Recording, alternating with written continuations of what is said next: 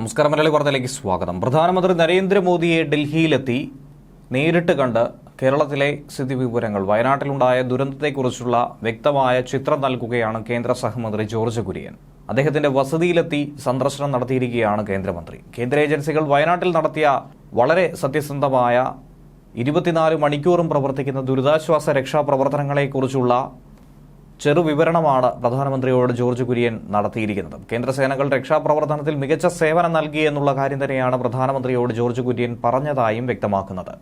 ഇതുമായി ബന്ധപ്പെട്ട കൂടുതൽ വീഡിയോ ദൃശ്യങ്ങൾ നിലവിൽ സോഷ്യൽ മീഡിയ ഹാൻഡിലിൽ പങ്കുവച്ചിട്ടുമുണ്ട്. വയനാട് സംഭവിച്ച ദുരന്തത്തെ തുടർന്ന് കേന്ദ്ര സർക്കാർ നൽകിയ പിന്തുണയ്ക്ക് അങ്ങേയറ്റം നന്ദിയും ജോർജ് കുര്യൻ വ്യക്തമാക്കുകയുണ്ടായിരുന്നു. പ്രധാനമന്ത്രിയോട് പ്രത്യേക കടപ്പാടും അദ്ദേഹം ചൂണ്ടിക്കാട്ടിയിട്ടുണ്ട്. മുണ്ടക്കയിലും ചുരൽമലയിലും ഉരുൾപൊട്ടലുണ്ടായി മണിക്കൂറുകൾക്കുള്ളിൽ തന്നെ ദുരന്തഭൂമിയിലേക്ക് ഓടിയെത്തിയ പ്രധാനികളിൽ ഒരാളായിരുന്നു കേന്ദ്രമന്ത്രി ജോർജ് കുര്യനും. പ്രധാനമന്ത്രി നരേന്ദ്രമോദി നേരിട്ട് അദ്ദേഹത്തെ വിളിച്ച് കാര്യങ്ങൾ തിരക്കുകയും സംഭവസ്ഥലത്തേക്ക് എത്താനായി ആവശ്യപ്പെടുകയും ചെയ്തിട്ടുണ്ടായിരുന്നു. തുടർന്ന് നാളിതുവരെ വേണ്ട വിധത്തിൽ കാര്യങ്ങളൊക്കെ അദ്ദേഹം ഏകോപിപ്പിച്ചുകൊണ്ടിരിക്കുകയായിരുന്നു. 6 ദിവസക്കാലം ദുരന്തഭൂമിയിലായിരുന്നു അദ്ദേഹം ഉണ്ടായിരുന്നത്.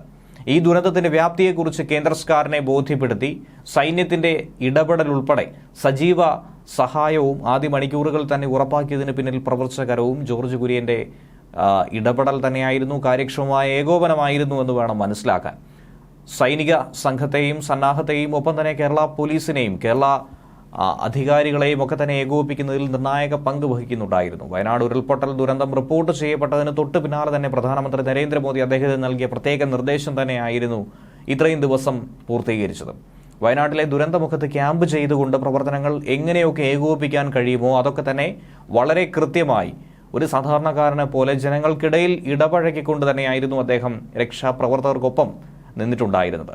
ക്യാമ്പുകളിലെത്തി അവിടെയുള്ള സൗകര്യങ്ങൾ വിലയിരുത്തിയും ഇനി എന്തൊക്കെ ആവശ്യങ്ങളുണ്ടെന്ന് മനസ്സിലാക്കിയും അതനുസരിച്ച് സന്നദ്ധ പ്രവർത്തകർക്ക് നിർദ്ദേശങ്ങൾ നൽകിയായിരുന്നു അദ്ദേഹം വയനാട്ടിൽ തമ്പടിച്ചത്.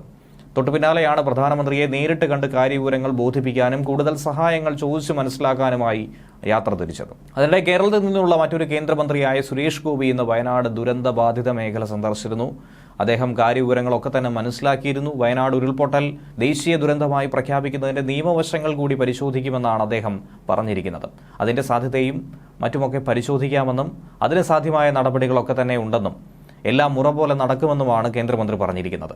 ദുരന്തബാധിതരുടെ മാനസികാരോഗ്യത്തിനും പുനരധിവാസത്തിനുമാണ് ഇപ്പോൾ പ്രാധാന്യം കൂടുതലായി നൽകുന്നത്. എല്ലാ കാര്യങ്ങളും കൃത്യമായി തന്നെ കേന്ദ്ര സർക്കാർ വിലയിരുത്തുന്നു. അതനുസരിച്ച് കാര്യങ്ങൾ മുന്നോട്ട് പോകുമെന്നും അദ്ദേഹം വ്യക്തമാക്കി. ന്യൂസ് ഡെസ്ക് മലയാളി വാർത്ത.